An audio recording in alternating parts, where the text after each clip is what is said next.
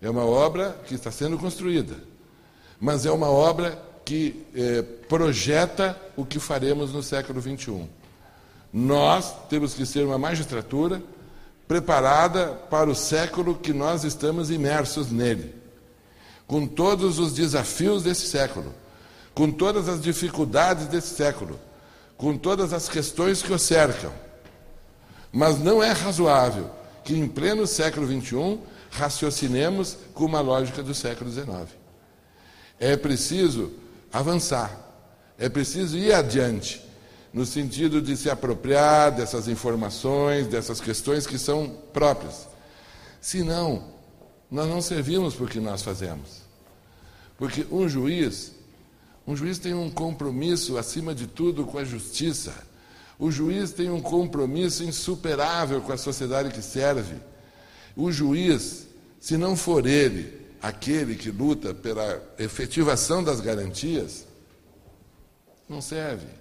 Uma justiça da infância, onde o julgamento do menino é um acordo com o promotor e com um defensor, e que aquilo tudo ali é apenas uma ficção. Isso não é juízo nem justiça. Então, concluo dizendo o seguinte: é preciso trazer o conhecimento jurídico para essas operações, superar mitos que são reproduzidos, e dizer com alegria que nós, no Brasil, avançamos muito no contexto de afirmação de direitos. Nós temos possibilidade de ir além. E mais, penso que nós temos um compromisso com a América Latina do ponto de vista desse pioneirismo que tivemos. E não podemos ir andar para trás. E sinto com temor que haja um risco de andar para trás. Existe essa minimização das garantias a que Emílio falou, está presente de forma difusa. Ora negando a natureza penal da sanção socioeducativa, ora dizendo que não dá nada, ora sim, ora colar. E eu penso que esse é um compromisso que é nosso, e que ninguém, em nenhum lugar, irá cumpri-lo, se não formos nós os juízes. Agora, se nós, os juízes, trabalharmos esse tema de direitos humanos, esse tema do direito da infância como uma coisa menor e secundária, que será vista quando a gente tiver tempo e do jeito que der, bom, nós estamos contribuindo para tudo isso que nós somos os primeiros a criticar, a dizer que está mal e que está errado. Porque é muito fácil apontar os outros como culpados. É mais ou menos como a questão da morte da mulher do texto da Simone de Beauvoir. É fácil encontrar os outros responsáveis.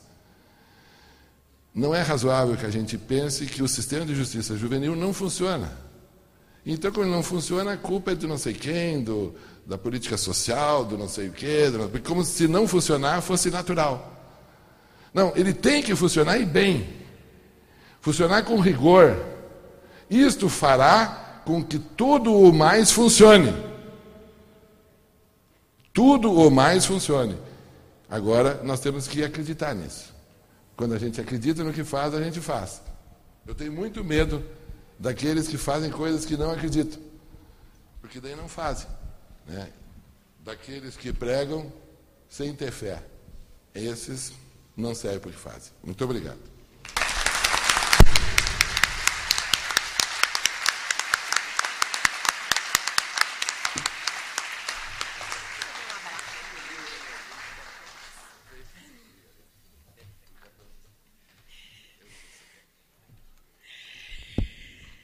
Colega Saraiva, estimadíssimo, nosso amigo, colega de turma, obrigado. Em nome da nossa querida Júris, obrigada. Nos emociona, certamente todos nós levamos essa mensagem que, muito mais do que o jurídico possa nos alcançar, é a nossa consciência que deve ser tocada, é o ético. Obrigada.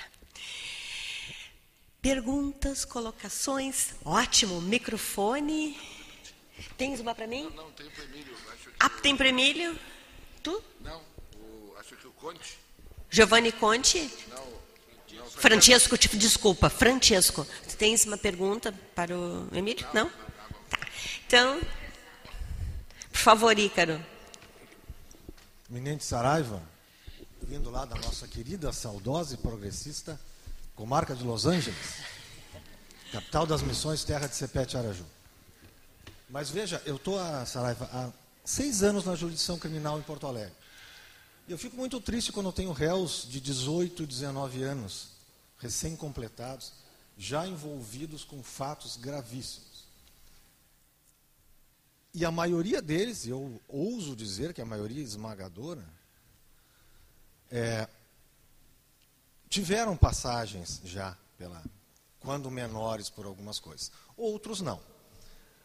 Mas o que me assusta mais é que quando cometeram, aquele exemplo que tu desse, cometeram o delito com um outro menor de idade, de 16, e na audiência de instrução, eu vou ouvir aquele menor de 16 anos, e ele vem escoltado pela fase porque ele está recolhido. E eu pergunto ao guri, tu estás recolhido por quê?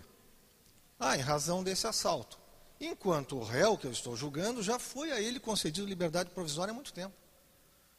Então está o réu solto lá, sentado lá atrás, e o guri vem escoltado pela fase detido. Então, isto é fato, isso que o Saraiva disse, eu vejo diariamente na minha vara em Porto Alegre, e isso realmente é preocupante.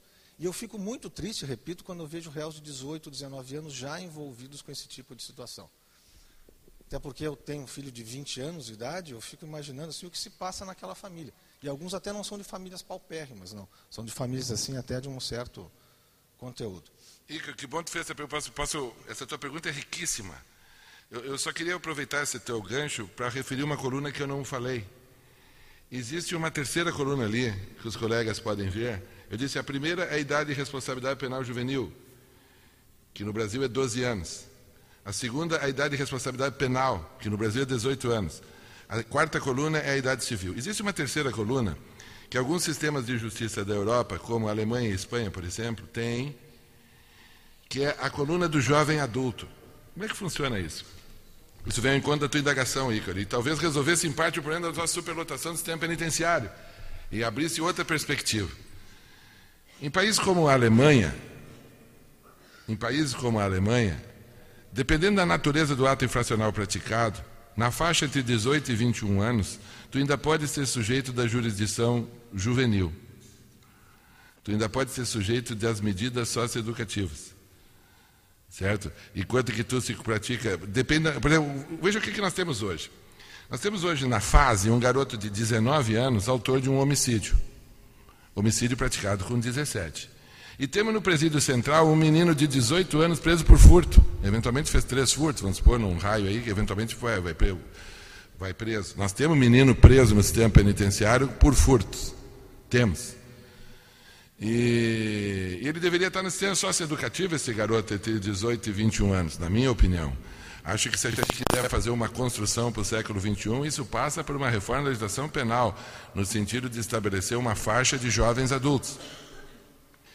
Essa outra questão que tu falas, Ícaro, bom, isso aí passa por toda uma discussão, que até não quero entrar no caso concreto, né? Mas me parece que é preciso compreender o que seja um sistema de justiça. E aí que nós temos um problema, que existe uma questão meio moral. Veja, o Emílio fala com muita clareza de que nós, humanidade, fizemos uma revolução, a francesa, para separar o Estado da Igreja, o direito da moral. Certo? Fizemos uma revolução para isso. A Revolução Francesa, entre outros aspectos, produziu isso. No direito da infância, ainda existe uma grande preocupação que, enquanto o guri não ajoelha no milho e não reza, ele não sai. E isso, do meu ponto de vista, viola o princípio da proporcionalidade e produz esta violência que tu acabou de descrever, e daí não tem construção socioeducativa que tu seja capaz de fazer quando tu trabalha com a injustiça. Não há nenhuma proposta pedagógica no mundo capaz de produzir resultados num ambiente de injustiça. Quando tu, coautor de um fato, está internado e o coautor adulto está solto. Ninguém faz essa mágica no mundo. E se esse menino bota fogo na fase, chuta a porta e faz uma esculhambação lá dentro, eu quero dizer, o que querem que ele pense? Se ele, que é o adolescente, que tem que ter um plus de garantias a seu favor, está preso, e o coautor que fez o mesmo fato está solto, se eu sou ele, eu também boto fogo na fase. Por quê? Porque não é justo. Uma vez, eu ouvi da boca do desembargador Silvino uma fala